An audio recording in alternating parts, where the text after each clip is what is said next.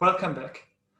In this third part of today's lecture, I want to talk about a couple of ways in which prejudice and stereotypes negatively affect people's lives.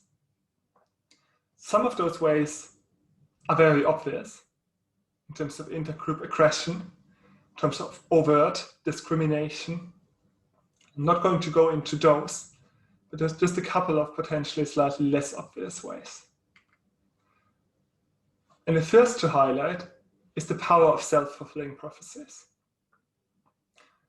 One of the most interesting studies in this area was conducted by Rosenthal and Jacobson a long time ago. And what they did was to go into a primary school and tell teachers that they were going to run a test on the students to identify which of the students had potential to learn and improve and which of the students didn't really have such potential.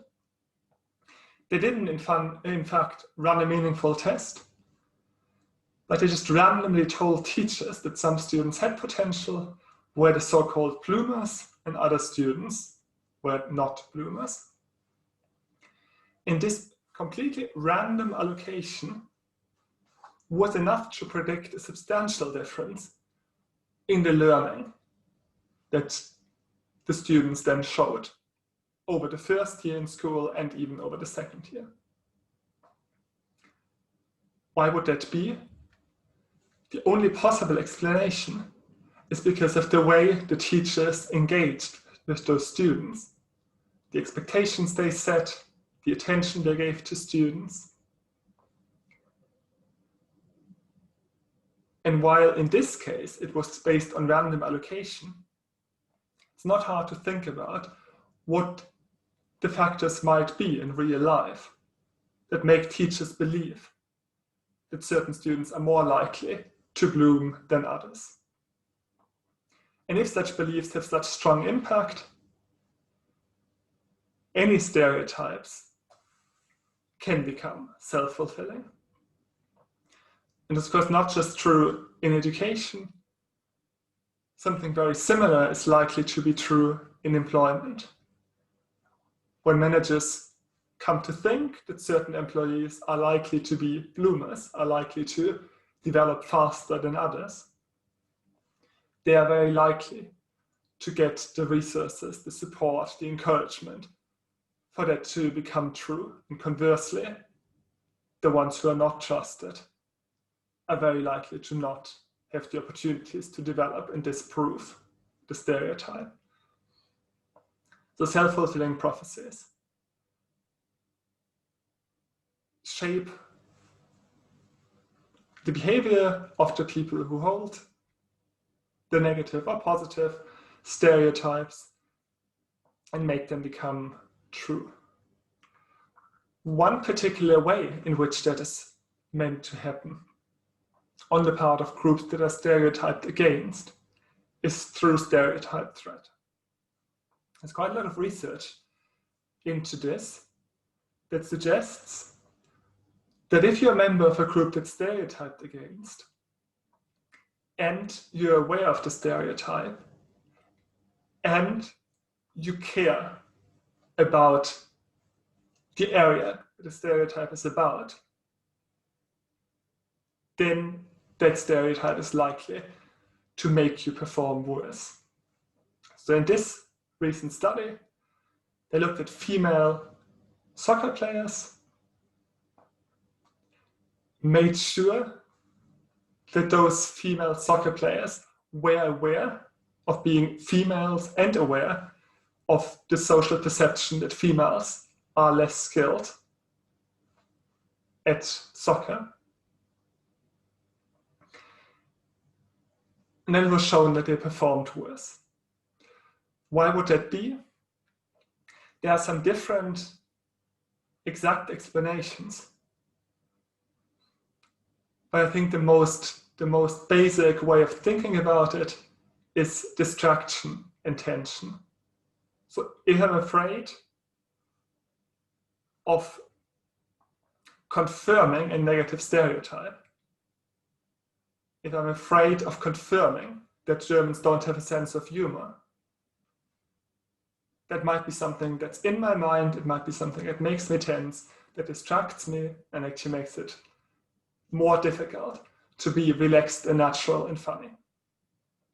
So in that sense, stereotypes also become self-fulfilling prophecies if they only shape the behavior of the person who's stereotyped against. One other famous example for this is the study by Singh et al. In 1999. They had quite a clever design. They recruited East Asian women, and at least in the US context, there are two contradictory stereotypes at play here with regard to maths performance. So with regard to maths, East Asians are stereotyped as being particularly good at maths. Women are stereotyped as being below average at maths. So they said, if we randomly take those participants and remind them of one of these identities, or in a control condition none, we can see what positive and negative stereotypes do to performance. So in their results, reminding these women before they took the test that they were East Asian, basically just by asking them for their ethnicity and getting them to say, I am East Asian, that led to substantially higher performance on the maths test. Reminding them that they were women led to lower performance compared to a control where identity wasn't made salient. And this was particularly pronounced, unsurprisingly, among those women who were aware of the stereotypes. Importantly, this effect doesn't replicate consistently. There's quite a lot of debate about how strong it is and when it arises. But it's an important field of research into the effects of stereotypes. And the final example of the impact that I want to give is around implicit associations.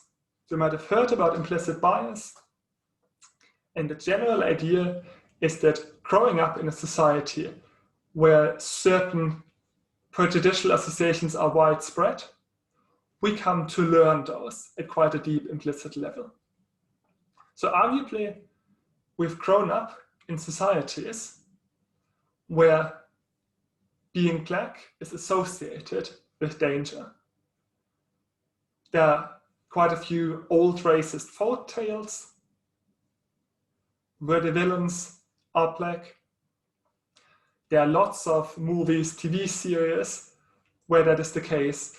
So that's something that has been suggested to be learned by most people at an implicit level. There is a way of measuring that called the implicit association test. This webpage here has lots of those tests, so you might want to take one for yourself to see how to think about implicit bias. And it has been shown that there is such bias with regard to danger, at least in the US, which might manifest itself when people have to make quick decisions that are not slowly reasoned out. There are a few studies that were trying to explore whether such bias explains why police are more likely to shoot black than white suspects.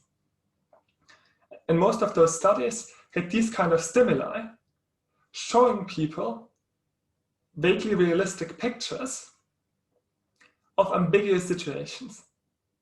Suspects holding something in their hand, you have to decide quickly, is this dangerous? In which case, it's reasonable to shoot. If you're a police officer, you have a suspect who's holding a gun, it's probably reasonable to shoot. Or is it not dangerous? Is it someone holding a cell phone? And there is evidence, at least in student samples, that such bias predicts more false decisions to shoot. So in a video game setting, students are more likely to shoot black suspects wrongly. after a lot of excitement about these findings as showing that racial bias in policing is explainable through this implicit association, studies were done with police officers who generally perform better, who are less biased. So it's not entirely clear how much this explains. But still, it's important to be aware that there are these implicit associations that are learned and that they can subtly shape behaviors if we are not aware of that. So this concludes the third video. In the next video, I'll try to turn towards a more optimistic aspect, which will be how to actually address prejudice and reduce its impact. So I'll see you there.